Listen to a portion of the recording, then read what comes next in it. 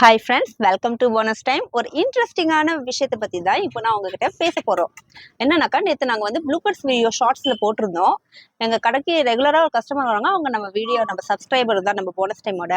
அவங்க கேட்டிருந்தாங்க, இந்த மாதிரி வீடியோ எடுக்கும்போது அதிகமான டேக் வந்து யார் எடுப்பா, அதிகமாக யார் சொதப்புவா வீடியோ எடுக்கும்போது அப்படின்னு கேட்டிருந்தாங்க. அவங்ககிட்ட நான் வந்து கொஞ்சம் ஷேர் பண்ணியிருந்தேன். அதை பற்றி தான் இப்போ நம்ம உங்ககிட்டயும் சொல்லலான் இருக்கேன். வாங்க வீடியோக்குள்ள போகிறோம்.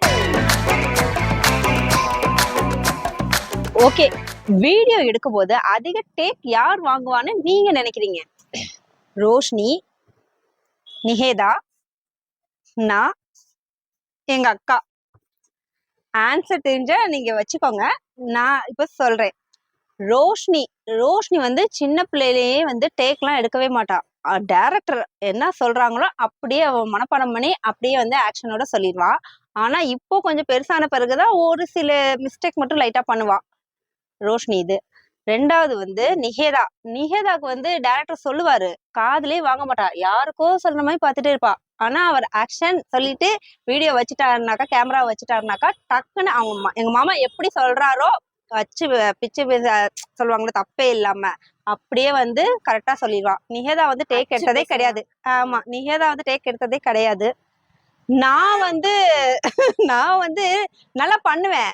என் கூட ஒண்ணு ஒட்டிக்குவாங்க, சேர்க்க சரியில்லைன்னு சொல்லுவாங்களே, அது மாதிரி நான் நல்லா பேசிட்டே இருப்பேன். என்னை பார்த்து இவ இழிக்கிறதுலயே நான் மறந்து போயிடுவேன். அதிக டேக் எடுக்க வைக்கிறது யாருனாக்கா இவ தான். நம்ம போனஸ் டைம்ல அதிக டேக் இவளாலதான். இன்னைக்கு கூட காலையில ஒரு வீடியோ எடுத்திருந்தோம். அதுல நான் சிரிக்க வேண்டியது, ஆனா இவ சிரிக்கிறா. இவளை பார்த்து எனக்கு சிரிப்பு வருது. நான் சிரிக்கணும். எனக்கு சிரிப்பா வருது.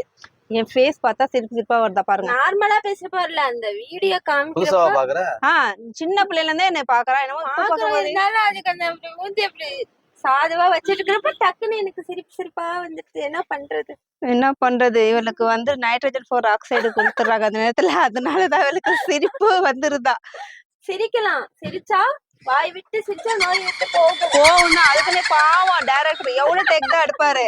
ஒரு இதுக்கு ஒரு சில என்ஜாய்மெண்ட் வேணும்ல, என்ஜாய்மெண்ட் தான் வேணும். அவரே வந்து கொஞ்ச நேரம் தானே. அவரே பாவம் போர் அடிச்சு போயிரு, சில சமயத்துல போய் நொந்து போய் உட்கார்ந்துருப்பாரு. போர் அடிக்காது, அவங்க போர் அடிக்காம இருக்கிறதுக்காக தான் நானும் கொஞ்சம் அப்பப்ப சிரிக்கிற. நான் சொன்னது மாமாவ. அவர் பாவம் நொந்து நூடுல்ஸா போய் உட்கார்ந்துருப்பாருன்னு சொன்னேன். அவரை சொன்னேன், உனக்கு நோய் போவோம், அவருக்கு வந்துரும் போல. நாம இந்த மாதிரி சிரிச்சா அவங்க கொஞ்சம் நொந்து நூடுல்ஸ் ஆகாம இருப்பாங்கல்ல, அதுக்காக நான் சொல்றேன்.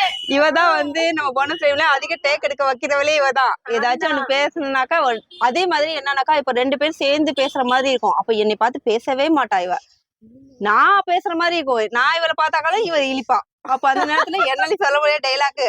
எதான் சொல்றது, என்னையும் சொல்ல விட மாட்டா, இவளும் சொல்லவும் மாட்டா. அது மாதிரி நடக்கும். கூத்துதான் நடக்கும். எங்கேயோ பாத்துருந்தா கூட அதுக்கு என்ன பண்ணும், அப்போ ஒரு சிரிப்பு வந்துருது. அது வந்துடும் அவளுக்கு. எப்படி இருந்தாலும் சிரிப்பு வந்துடும். 2 பேர் சேர்ந்து நாங்க பண்றதுக்குள்ளார படாத பாடு பாடணும் தெரியுமா. டேக் அவ்வளோ எடுக்கிற மாதிரி எனக்கு 10-15 தாண்டிடும்.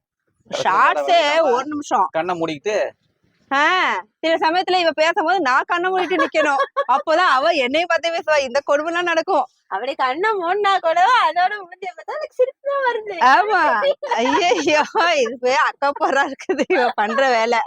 அந்த கண்ணை மூடிட்டு இருக்கேன், இவதான் சிரிக்கிறா அப்படின்னு யோசிப்பேன். அது யோசிச்சு கொண்டாத மாதிரி என்ன யோசிப்ப, இவர் சரியான லூசுன்னு யோசிப்பேன் நானு.